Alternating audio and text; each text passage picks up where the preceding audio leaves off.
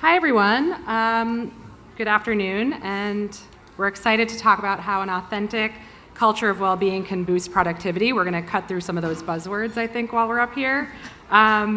So if the panelists, I'd love to hear you guys introduce yourselves, introduce your organizations, and if you can briefly talk about how your organization approaches well-being and productivity, how they're linked.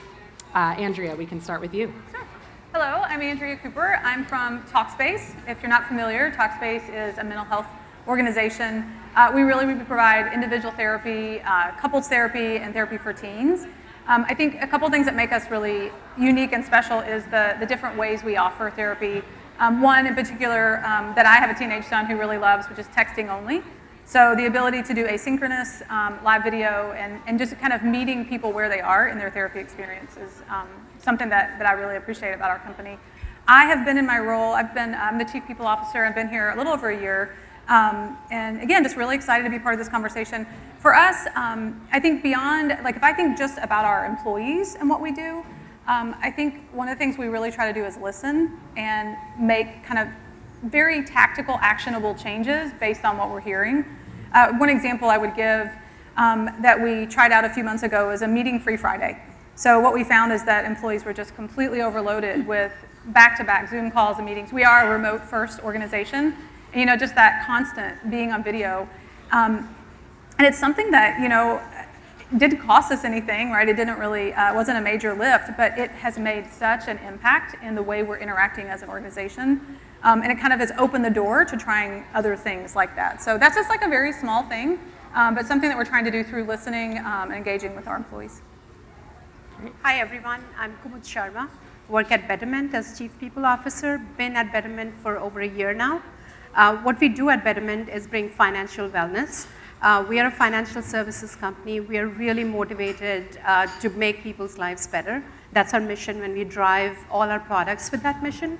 And the approach we take is really from what are the needs of the employees, and not just our own employees, but employees of organizations like yours, going all the way from student loans, 401k, management of finances, and providing financial guidance, which we really feel that there is a huge need for the population today. Everyone is stressed about their financial well-being. How do we make sure, how do we address those needs, and how do we bring programs and as well as product to the market, which is easy to use and take it further. We have been doing a lot of things for our own employees around communication and making sure that we are communicating all the benefits that we provide, because we found in several studies that we provide the benefits, you stack them up, you start open enrollment, and everyone forgets about them right after. So how do you make sure that the employees remember those benefits and take advantage of them and communicate them more often? Thank you. Andrew. Hi, I'm Andy Gold from Pitney Bowes. Most of you have used my products without knowing about it. We sort mail and we sort packages. So we sort about 18 billion pieces of mail every year, which is second only to the USPS in the world. And you'll get your bills and you'll get your statements, and they came through us, and then the post office delivers them. We sort about 250 million packages that you may get your shoes or something else, or if you throw a return back to the post office, it probably comes to us, and then we get it back to the client. So we have about 50 some odd sites. We speak 60 different languages on those sites. Many are 3-shift, 7 days a week. And then we have everybody else who are selling other shipping products, and people like HR and finance and everybody else. For us, we believe deeply in working and helping our employees on their physical, mental or emotional, and financial health. And that just means constant communication in different ways and different forums, and ensuring that we have our leadership repeating the same things so that we're making it okay, especially on emotional and mental health, for people to seek the care they need. So that's been our focus, and I've been there 29 years, and we continue to try to do it better. We still haven't figured it out. Healthcare is completely broken, in case you haven't noticed. Well, thank you, Andy, for all my bills getting to me on time. Now I know. I'm Carrie Maltese. Nice to see all of you. I'm from NBCUniversal. And hopefully you know our products and services through NBC, Peacock, USA, Sci-Fi, et cetera, Universal, the parks and resorts, et cetera. Really the way we think about mental well-being is behind the camera, in front of the camera, and for our employees. So we have a responsibility. If you watch a show, Bel Air, you'll notice one of the main characters, Carlston, is dealing with his own anxiety and mental health struggles. So we take that responsibility of putting characters or cast in front of the camera who can really display that and let the consumers know that they're not alone. In the workplace, we really lean on our executives and highlighting some of our executives who are comfortable coming forward with their own mental health struggles to say that this is not a younger generation problem. This is not any particular demographics. This touches all of us. So we've gotten some of our executives, some of our talent to talk to employees about how they ask for help and how they use our resources at NBCUniversal. And then we're really looking at working with our managers, because a lot of times it's managers as the first line of defense to observe an employee who may be behaving a little bit differently, who may be struggling. And how do they have that conversation in a way that doesn't make the employee feel uncomfortable? And being in human resources as I am, we support our managers and employees in every aspect of their mental well-being. Thank you, Sumita. Thanks, Carrie. Hi, everyone. I'm Sumita Banerjee. I'm CHRO for the Home Care Division of KDC1. And you may say, what's KDC1? Who is KDC1? So you may not know the name of the organization, but you know all the different brands that we actually work for. So we are in contract manufacturing, formula innovation, packaging innovation for everyone from influencers who might want to start a beauty line to the big consumer and beauty brands, some of you represented here, who are looking to develop new technologies outsourced. And so that means we're about 12,000 employees all over the world, 40 different sites. And so, when we think about benefits, it's really about having locally relevant benefits for our global employees wherever they are. We'll get to talk a little bit about that, a little later, I'm sure. And in my own background, 3 years with KDC1. Prior to that was with L'Oreal for 20 years. And I'm actually, I would say, the first half of my career in engineering, packaging, second half in HR. So I like to say I went from launching products to launching people, both sides. Thank you. Excellent. That was actually very succinct, so thank you all. So this theme I've heard it a little bit already come out, but it's definitely become common practice for companies to say that, employees should feel comfortable asking for help and reaching out with what they need. So how do you get employees and employers on the same page about how to ask for help, and what's the biggest barrier to doing that? And that could be open to whoever would like to answer first. If Andrew, you want I'm to happy to share a little bit about, so we did a recent study called the New Normalization Study, and essentially, as HR professionals, this probably isn't super surprising to this group, but I think it's surprising in general that what we found is over the course of the pandemic, 80% of folks are saying they are more likely to talk about their mental health than they would have 3 years prior.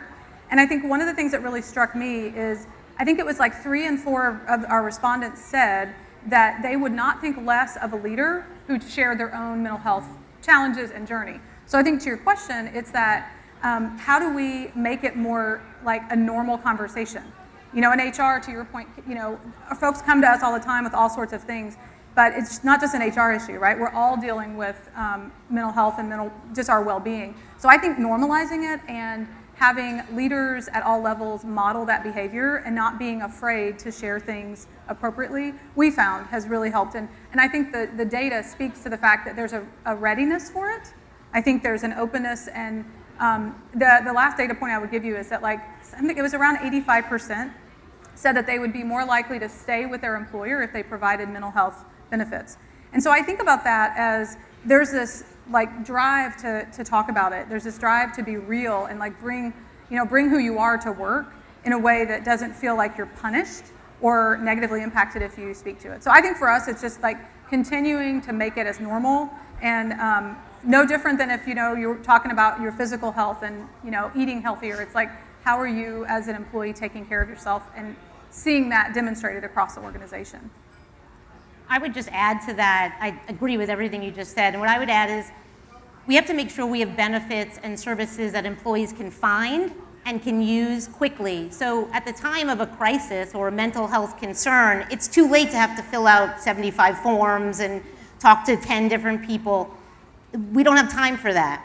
So we tried to cut out all of that noise, and so if an employee comes to us and says, I'm experiencing some depression or I'm experiencing some anxiety or fill in the blank, we have them be able to go out on short-term disability, and it's approved automatically for 30 days.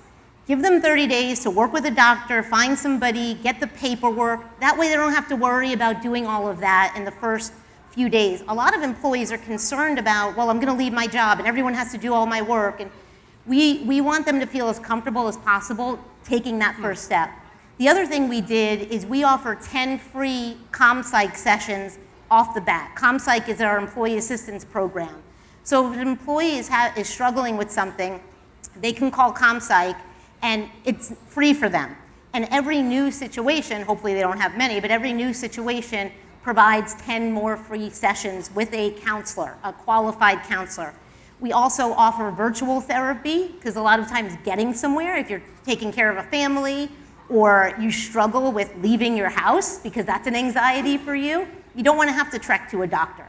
So you have to have the right benefits and the tools, but you also have to make them accessible and meet the employee where they are, so they will actually use the benefits that you have available. So this is great, we're adding on to each other. So we have a psychologist that assists us. She's not actually an employee, but she's kind of a contractor. And we've had her meet with all of the senior leaders, first the CEO and his staff, and then the next staff. She's been on a number of our global well-being sessions. And what she talks about is what we are doing, what our benefits are, how you can recognize, but you don't need to treat. So a lot of our managers get nervous about that I need to be able to diagnose somebody. You just need to be able to feel comfortable asking somebody, are you okay? Is there something we can do? And know the benefits. I think that knowing what the benefits are incredibly important, which is why we're constantly repeating. We recently launched Lyra, which helps us with access, provides our free program. In addition to getting your sessions, it then rolls over into the healthcare plan. So you can stay with the same therapist, but it's now covered under your plan. But to me, the most important thing is make sure your managers know that the benefits out there as well. And then keep repeating it for your employees. You can't repeat enough times, because the first 9 times when the employee didn't need it, they didn't listen to you. It's only on that 10th time where you actually need it do you remember it. I'm going to digress, but I had a family member whose wife died of cancer and was looking for help for his kids. And so I'm on the internet, I'm helping. I did that for about 20 minutes and said, I own our EAP program. I have a whole program to help with it. But it didn't dawn on me because I wasn't thinking in that moment. So that just was a lesson to me that we just have to constantly repeat, even to the point where people get mad. Like, we have to talk about this again in our huddles, which is how we communicate to those facility folks. Yes, you do. And I think to add to all these, in addition, what we do is we are very open about those communications, including our ERGs, our employee resource groups. So we make sure that there is a safe space and everyone feels safe in maybe a smaller community and they want to discuss there. To the fact that we are a very open and transparent organization. We communicate all the good, bad, and ugly openly in the organization. You can look at anyone's Google Calendar and see really what they're working on, and if you want to help them out or seek. I've often seen that employees would openly put out that they have a therapy session in the middle of the day, and nobody cares because that's what you need, that's the time, that's the moment you need. And we also allow for unlimited mental health days, because mental health days you can calculate in the year how you're going to use it or when you're going to use it. So we want to meet the moment and make sure that the employees have access to those. Great.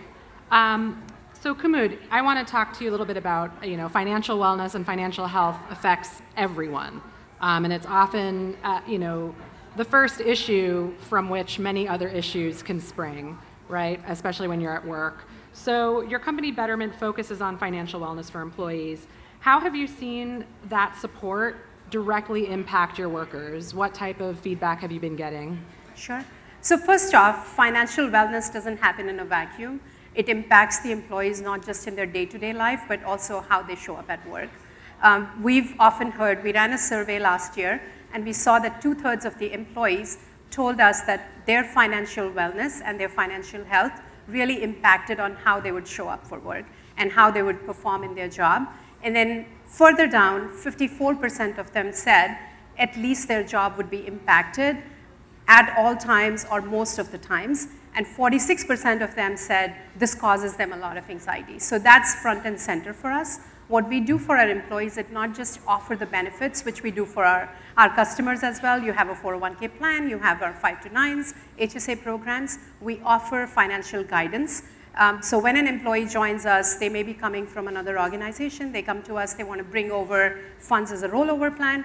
It's not just here's a form, you complete the form into it. We immediately provide them financial guidance, investment guidance, and there's no limit to how much of guidance they can get. There's no cost to the employee as well. We've gathered some feedback on that. How do employees feel about it? They feel they're in a secure space. They're talking about something that is so complicated, to break it down for them, to walk them the line, talk to them what are good decisions, bad decisions that they may have made, and how do they recover from that. We often do webinars for our employees just to make sure that they're understanding everything that we preach our customers and ask them to do for their employees, whether it's 401k auto-enrollment, whether it's making sure that we are frequently sending out messaging to employees. We do that for our employees. We go further from asking the employees what is working, what is resonating with them, whether it makes tweaks in our product and our messaging to make sure we're meeting what their demands and requirements are. I think, and also the sort of the opposite side of that coin, which we kind of talked about backstage here, is sort of knowing when an employer, what kind of boundaries they should have, and when it might be overstepping some personal choices, right? Or people that just don't want to talk about their finances right now.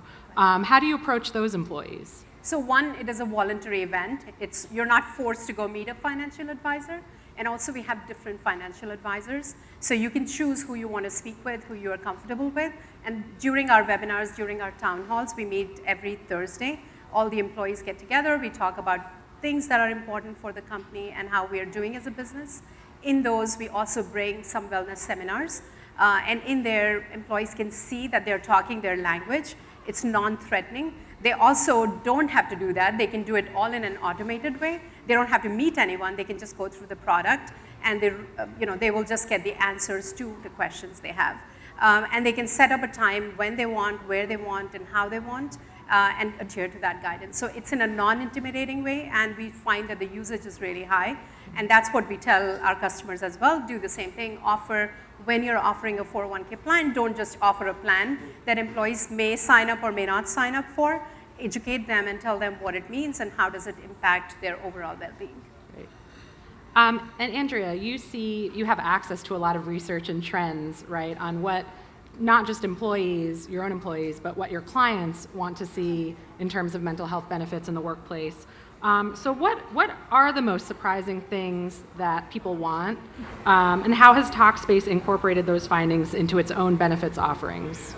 Yeah, one of the things I think, as I was preparing for this, I was thinking about, we have a lot of HR professionals in here. I think and a couple folks have touched on it, there is this, I'm trying to think, there's like this emotional energy that HR leaders often experience because they're taking in all of this information, and we're not therapists, right, most of us. We're not licensed. We weren't trained on how do we navigate this, and even the concepts of like secondary trauma and those types of things are just not something that in my 25 years of HR has been in my wheelhouse.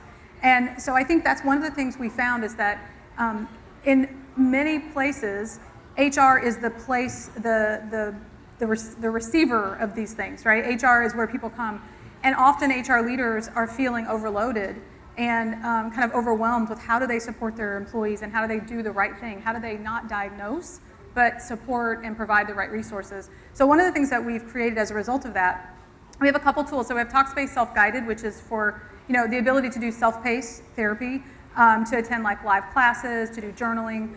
Everybody, I've heard a couple of us say like meeting people where they are. Some people are like, give me therapy, I want to go twice a week, right? And some people are like, no, I'm not doing that. So being able to provide like a variety of options, and a self-guided option is one that's very personal and very individually managed. But the thing that I would say that also we learned is that HR leaders need support. So we have a tool called Engage, and really what that does, it says, okay, you're always getting pressure from your leaders to talk about mental health. You're also getting pressure for not having enough money to offer these other benefits, right? All the tension that we feel. And so how do we better support HR leaders? How do we take the research we have? How do we take the content and the evidence-based concepts and provide easy ways for HR leaders to communicate that? So those are a couple of things that come to mind, like ways we can do self-paced, ways that HR leaders can say, like, hit the button and you've talked about mental health because all the content is there. And I just think overall that notion that as HR professionals, we don't have to know everything and we don't have to be solving everyone's problems, but we are really important connectors. We are really important partners for both our leadership team and our employees. So I think finding ways to bring all that together effectively without causing ourselves emotional harm is something that's really important. Anything anecdotally that, it doesn't have to be a statistic or anything, that has surprised you since you started? I think that I had not been exposed to like the texting therapy. I think that was kind of a new concept for me. I've experienced therapy in my adult life, a number of times, and it was always like going to an office, having good conversations. So live video doesn't feel too far off from that, right? But I think for me, the texting, and then as a mom, watching my teenage son and seeing his habits is fascinating, right? To have a 15-year-old son who is like, hey, Mom, can you buy me a journal? Because I really want to start doing some journaling. And I'm like, well, sure, absolutely. How many do you want, So I think that's been surprising, like that, really that ability to get your thoughts and your emotions out into process with somebody who is licensed and experienced to do this in so many different ways. I think that was a really pleasant surprise for me. Excellent. Can I just add? So I love the concept of your son journaling. I do think it's really important when we think about, especially mental health, that we're thinking beyond just our employees, we're thinking their families. I especially believe there are challenges with our young adults, college, high school age, and helping them get the tools. It's not even necessarily therapy for them, but just so they have the right tools going into these new experiences in high school, college, maybe beyond. So I always think it's important for us to not just talk about our employees, but find the time to tie it back to their own children or their spouses and partners. They bring all of that to work. So if we want to try to help them be as productive as possible, we have to deal with all the stuff they're dealing with, not just what they personally are dealing with. Right. And Sumita, you've talked about the need for benefits to be locally relevant for your global employees. So I'm really curious, how do you determine which benefits will boost productivity among employees spread out across Canada, the US, India, other places? It's a great question, and I think it's very much also linked to the concept of the authentic culture, right? Because it's about, you've said, meeting people where they are, communication, it's understanding the needs of our people wherever they may be in the world. So within our values, within KDC1, two of our core values are in fact well-being. When we talk about well-being, that sustains our energy, as well as compassion. And another way to just interpret compassion is care. Care for our people, care for the environment, care for the community. So it really is about going beyond benefits. And so how do we do that? Of course, a lot of us use survey tools, right? We just did our first global engagement survey with Gallup this year. That's great. It's great data, but then what do you do with the data? So it really goes back to talking to our people, to understanding what each of us may need. In our manufacturing plant in Mexico, for example, we've got about 3,500 employees, of whom 70% are women. So 70% of the hourly workforce are women. 50% of the leadership team are made up of women. So there, we're thinking about programs that women are really interested in. And they can range from, talks on gender discrimination to, gender empowerment, women's empowerment. So again, kind of beyond what we know everyone needs. Everyone needs flexibility. We need to surround our teams with flexibility, flexible ways of working, but also think about childcare differently. Think about how we're communicating differently. Think about how we're incorporating the families. As you said, Andrew, what are we thinking about in terms of the families of our people and what they may need, which looks different than maybe our facility in India, where we've got a lot of community programs that are also benefiting the employees that are based there, whether they be eye clinics, medical care. Again, it's the holistic, what's the right holistic approach for our people? What are they experiencing outside of work where they need support? And that's I think that's our responsibility and our role, right, in the roles that we play. I think to add to that is providing the benefits. I think looking at listening to your employees, but also checking in the usage often. Yes. And typically what we do is we look at the usage to see, we provided these great benefits, and as Andrew said before, you tell them at open enrollment, you talk to it about during onboarding, nobody remembers it. They remember it the day they need a benefit. So we also check on how is the usage, who is using it, maybe are these benefits meeting the needs? Yes, they sound great when you add them on and you put them on an onboarding handbook and a manual, they all look great. So going back to constantly checking, has our workforce changed? Looking at the quality of benefits that come across. And also, what do we do? Where do we tweak? So again, we go back to our ERGs, which are the representative groups of the organization, and they have often provided us key insights to what our benefits should shape like and should look like. And we've often gone back and said, okay, here's where we tweak the benefits. Maybe this particular group, whether it's a parents group, women's group, Better Brain, wherever they need the benefits and we meet them. So that's really been beneficial to us. You know, one thing, just as I'm listening, like I think it's so clear that like this authenticity, I keep looking at the title of this, right? Like that authentic culture. I think what I hear us say is like, it's listening to our employees. It's not taking that kind of paternalistic, hey, we're here, we're HR, we know what you need, we're gonna give it to you. It's like, tell us and let's design together and let's make adjustments. And they might be big ones, they might be little ones, but that kind of concept. So I don't know, it's kind of cool to hear just how much listening that we're doing, and that gets us like so much better outcomes from a creative solution perspective. Yeah, and I want to bring up the employee resource groups. Carrie, I know that at NBCUniversal, first of all, I've heard of employee resource groups for women employees, LGBTQ plus employees, people of color. So the ERGs that NBCUniversal has focuses around mental health or people who face mental health issues, right? So what does that look like?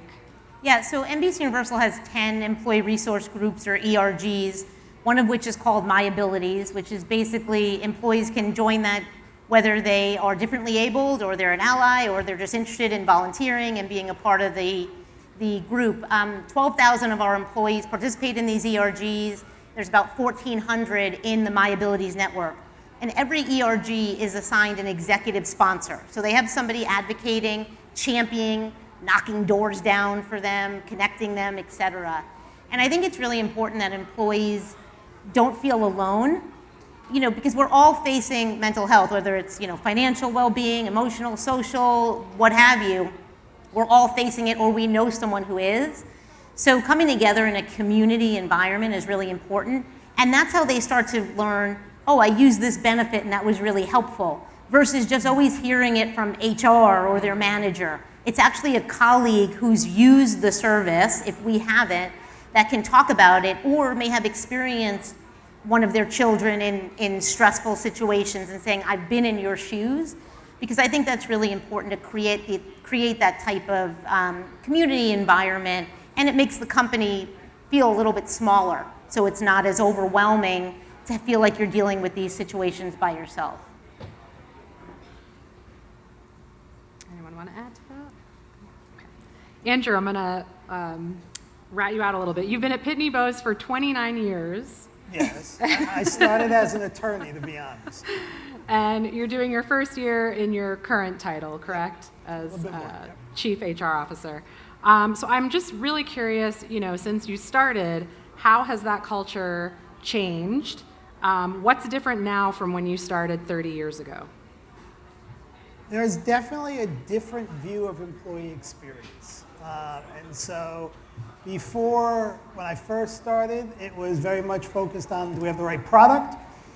And a little bit about the client, not as much. But the employees, we would hire the employees, and we actually had a pretty good culture way back in the 40s. Our second CEO, Mr. Bose's son-in-law, was our second CEO. I could reissue his memos today, change girls to women, and we are exactly where we need to be on diversity and inclusion. He wanted to hire people from our communities in the right match of what our communities look like. He took a sales conference away from a hotel because they wouldn't let our African American employees in. He quit his yacht club because he didn't let Jews in. I mean, this is the 40s and the 50s. So we've had a really good culture. And every CEO tells the next CEO, don't screw up the culture. And so for us, it's just building on that and really beginning, how do we focus on that experience? So we've started looking at onboarding better and making sure we now have our benefits are coming out in multi-language magazines that are going to the home because we're trying to get whoever is the decision maker at the home to do it. A lot more use of AI to help us with language and how do we deal with the 60 different languages that we speak. But the general culture for us has been really good and trying to keep that and not lose it because that's been a differentiator for us and one of the reasons we have a generally higher tenure perhaps than other companies and one of the reasons I stayed along with ongoing development and opportunities. Carrie, I know you're in a similar situation. Yeah, not as long, 29 years. I've been at NBCUniversal for 22 years, so very lucky. It's a privilege, I think, and I think a lot of our employees feel it's a privilege to work at a company like NBCUniversal. It's fun, it's exciting, and certainly things have changed over the years. When I started, we were just NBC, and now we're much bigger with films and parks and our streaming service, Peacock, et cetera. So there's a lot going on. But the one thing that hasn't changed, or maybe the two major things that haven't changed, are employees are our greatest asset, regardless of our products or anything. It's an employee-first organization. Without employees showing up, we can't make anything. You guys won't have anything to watch. There's nothing to do. So we need to treat our employees well with respect. And additionally, and what comes along with that, is making sure that it is a respectful workplace. And so we pride ourselves on integrity and doing the best we can to create a workplace where everyone feels like they can come and be who they are and work with people who are nice and cordial to them. And when we see an issue or when we hear an issue, it's dealt with, and it's dealt with swiftly and appropriately. And I think that's really important. I mean, look, we all go to work and we're getting a paycheck. And I bet if we were going to be volunteering there, we wouldn't do it, right? If we hit the lottery, most of us would probably not work, right? I wouldn't. I might visit once in a while, but I'm not going to work every day if I hit the lottery. So if I have to go someplace, I should like where I'm going, and I should be treated kindly, and I should feel like I'm adding value and that my value is recognized. And if I get all those checks, I'm staying there. And liking the people I work with is a bonus, and doing something I love is a bonus. But I think that's really important, is you have to feel like it's a place where you fit in. And I've been very lucky being at NBCUniversal for 22 years. I joke that maybe they don't remember that I'm still there, but every day I go and my badge works, I'm like, this is awesome. I'm still employed here. Whew. I think that's really important, is to feel a loyalty to the company as well as them feeling like they value me. So that's why I've stayed. I'll just add one more thing because it came up before. I've changed benefits so many times that I've gone back to people that I started with, left, when somebody else came back. It's all about figuring out what's working, measuring what's working. So that constant forcing yourself to reevaluate your own decisions and saying, listening to your employees, is it still working? Is there somebody new with a new technology, a new approach that allows us to do better? That's one of our jobs, is to constantly be reevaluating and second-guessing our own decisions of 2, 3, 5, 10 years ago, and not just saying, well, that's the way we've always had it, let's leave it. So this question is kind of for the employee who is interested in some of the benefits that are being offered. They're sort of watching what's going on, who else is taking advantage of it. They're not quite there yet to take advantage of it themselves. So mental health is obviously, by virtue of this panel, and well-being, it's becoming more addressed in the workplace. But we also hear a lot about toxic work environments, right? So what are companies doing to address those root issues rather than providing, say, virtual yoga and meditation classes? So I think virtual yoga and meditation did a great job during COVID, so I still give kudos to them. And there are people who continue to use them, so don't take them away. It works for some, that's great. Beyond that, I think it's all about, and that's the common theme, all about listening and meeting the moment, finding what is really the addressable problem. And if you're listening to your employees, if you're looking at the engagement surveys, if you're looking at your 360 reviews that you get back from managers, I don't know how many of you go back and read them. If you haven't, go back and read them. There are nuggets of knowledge in there. As long as you take them and address them head on, you have a great culture and a great environment. You ask employees 3 times how they feel about their manager, how they feel about the company. You do nothing about it, you will never hear again from them. So making sure that not only are you asking the right questions, but when you're given the answer, you do an actionable thing with that. If the question is, how do you feel about your manager? And you're like, yeah, we know, but this is a very valuable manager, what do we do about it? Versus coaching the manager. So we've been very fortunate in the benefits that we provide. In addition to providing all the wellness benefits that we were talking about, we allow our employees to have coaching sessions. So every single employee can have 3 coaching sessions. And these are sessions that they decide on their time, confidential sessions, how they're feeling about what they need to do work-wise and how do they improve. Similarly, managers, directors and above get 6 sessions. And there may be situational sessions that they need.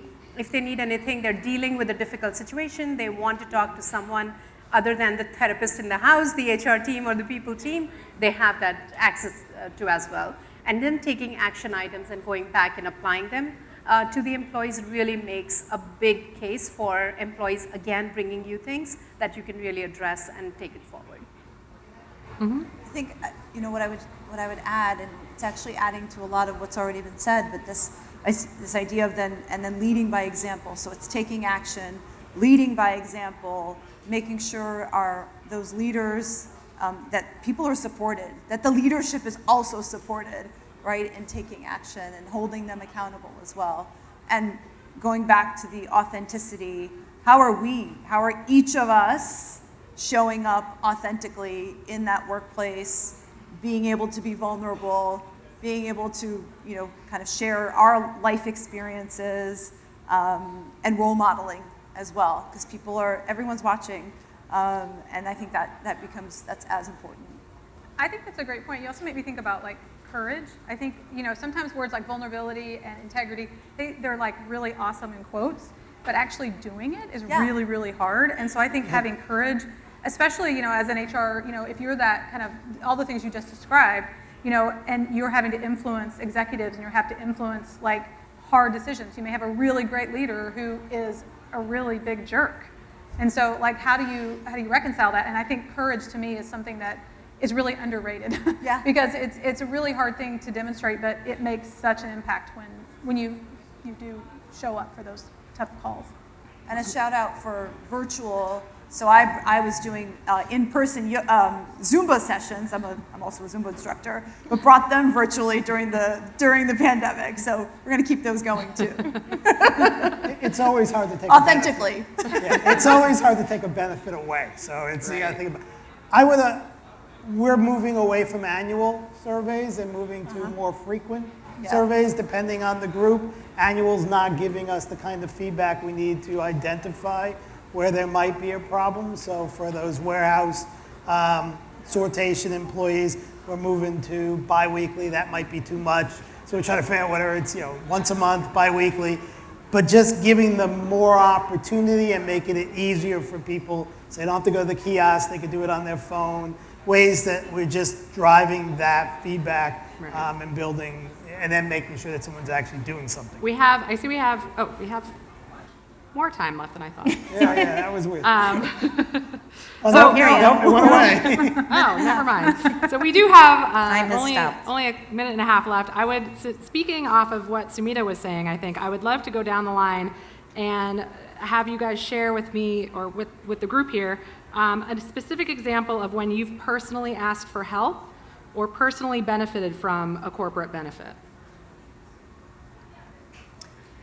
Sumita, you want to start? Yeah, with my prior employer, we had some hours of caregiving that were covered, and that was the benefit I utilized. Similarly to what you said, I didn't even know it existed, but there was enough communication on it that when I needed it, I was able to use it when my father was ill to get some help and caregiving assistance for him on days that he needed it, and I. As an employee, that benefit meant the world to me. Thanks. Carrie? Yeah, I would say I have a close relative who's a dependent of mine who was in a mental health crisis, and I too was thrown into the thrust of it and realized that, when there's all these forms from MetLife that the individual who has anxiety is trying to complete and they can't figure it out, the process, like you had said in the beginning, Andy, is broken. I was very frustrated, and so I just kept asking our benefits team at Comcast, I need help, and I don't understand this, and we expect, my dependent to be able to understand this. It's not working, and we were able to drive some real change. One, because I'm extremely annoying when I want something, so I didn't give up. I just kept, pushing on it. But two, everyone knew that it was going to be something that would help all employees, so that was really important to me. Lightning round. I have 2 children who have chronic conditions. They need regular infusions and couldn't get it approved. Got a case manager assigned who really took the time to understand what they each needed and knew how to work with the system and was able to get that process moving. And even when my daughter aged out and took COBRA, followed through to make sure that her approvals followed with her. So I just mentioned about unlimited mental health. I never thought I would need it. 2 months ago, midnight, I was slacking our CEO. I said, I really need days off. I had a family crisis that I had to deal with. And it didn't take me a moment. I immediately just slacked her and said, I don't know when I'll be back, but I need to be gone for a couple of days. I'll keep you posted. And in 3 days, she did not hear from me. I did not get a single text from her to say, what are you doing? When will you be back? Nothing. 4th day I show up and she's like, I hope you're all right. And that is it. I think that speaks volumes to what we say, what we preach, and then we do that. So I'm ever thankful for those 4 days, which I've never needed in my life, to be able to take that and feel good about coming back to work. Yeah, I'll be really fast. I think for me is just flexibility, right? I can't think of a specific, a moment of crisis, but just this, I think a few years of constant stress and being able to do things like walking outside while I'm doing meetings or asking my team to pick up things and kind of that flexibility together, I think it just made all the difference. Thank you so much. Please give our panel a round of applause.